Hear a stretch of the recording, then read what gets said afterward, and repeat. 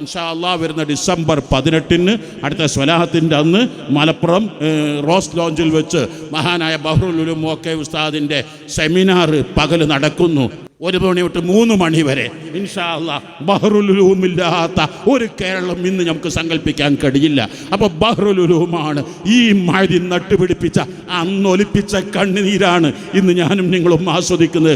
ആ ദർസ് ഉദ്ഘാടനം ചെയ്യുന്ന സമയത്ത് അല്ലാഹു മൻസുർ മൻ നസറ ദീന നബിയിനാ മുഹമ്മദിൻ സ്വല്ലല്ലാഹു അലൈഹി വസല്ലം അല്ലാഹു ജഅൽനാ മിൻഹും എന്ന് ബുഖാരി ഓതി ഉദ്ഘാടനം ചെയ്യുമ്പോൾ 2 കണ്ണിലും കണ്ണുനീര് ധാരധാരയായിക്കൊണ്ടിരിക്കുകയാണ്. കാരണം ഞാൻ ചെറുപ്പത്തിൽ കാണാൻ തുടങ്ങിയതാണ്, മദ്രസയിൽ പഠിക്കുന്ന കാലത്ത് കാണാൻ തുടങ്ങിയതാണ് ബഹ്റുൽ ഉലൂമിനെ. ആ വീതന്നെ ഈ പ്രതിസന്ധി വന്നത് ആ ബഹ്റുൽ ഉലൂമിനെ വല്ലാതെ വേദനിപ്പിച്ചിട്ടുണ്ട്.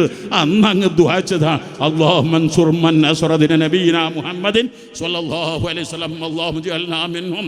താജുൽ ഉലൂമുള്ള ആൾക്കൊന്ന് നിരന്തരം ഫോൺ ചെയ്ത് ചോദിക്കുകയാണ് എന്തായി ഏതായി. മഹാനായ ശൈഖുൻ നുജൂം റബ്ബേ ആ മഹത്തുക്കളൊന്നും ഞങ്ങളുടെ കൂടെയില്ല, അവർ ദറജ ഉയർത്തി കൊടുക്കണേ അല്ലാഹ്. അപ്പോൾ ആയതുകൊണ്ട് ബഹ്റുൽ ഉലൂമിൻ്റെ ആ സെമിനാർ എല്ലാ ചരിത്ര കുതികളും എല്ലാ മുഅ്മിനീങ്ങളും എല്ലാവരും വന്ന് അത് വൻ വിജയമാക്കണം.